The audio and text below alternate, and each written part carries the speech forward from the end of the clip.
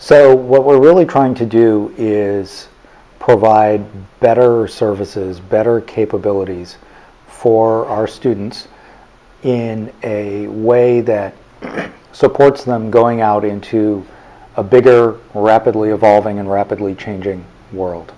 Technology is going to be a key part of supporting whether our students have special needs, maybe English isn't their first language, maybe they have special requirements because of their own life situation, maybe they don't have a home, maybe they have some developmental issues that they need extra support on.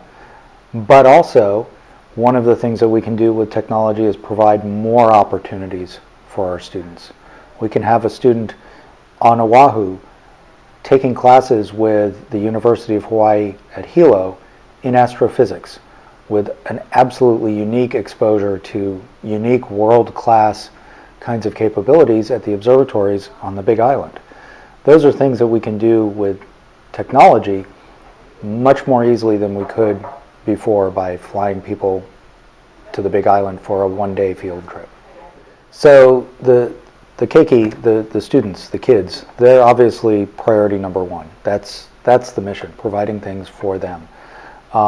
In order to do that, though, of course, we want to improve the abilities for the teachers, for the school administrators to innovate in school design, to innovate in the way that they are providing education to the particular community, the particular kids that they've got at their school. Different schools will have different kinds of populations. Some schools have a lot of very well-to-do families. Some have families that are a lot more challenged.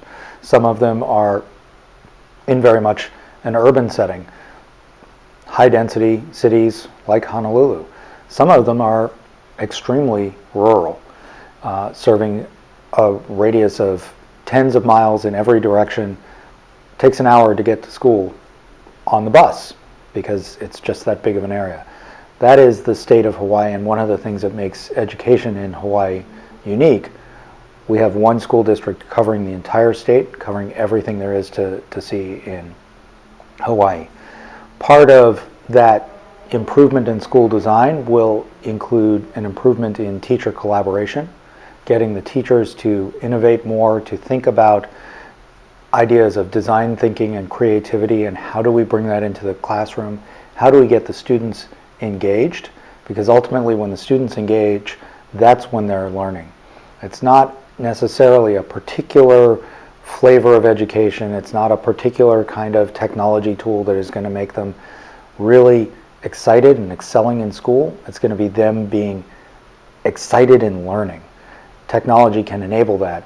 It's not the end goal here. But students live in a community. They have parents, they have other community members. They are building a life for themselves in the big wide world, and so we need to make sure that they're engaged as well. And part of the way we do that is with a third area of focus. I mentioned school design and teacher collaboration, but we also need to have student voice.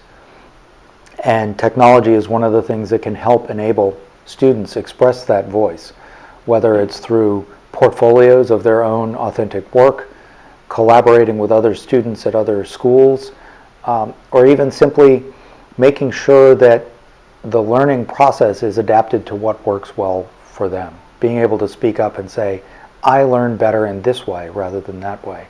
Can we adapt the environment to suit what I need? So this is all a lot of strategic goals. When we look at the technology plan, there are capabilities that we need to implement in order to enable all of that.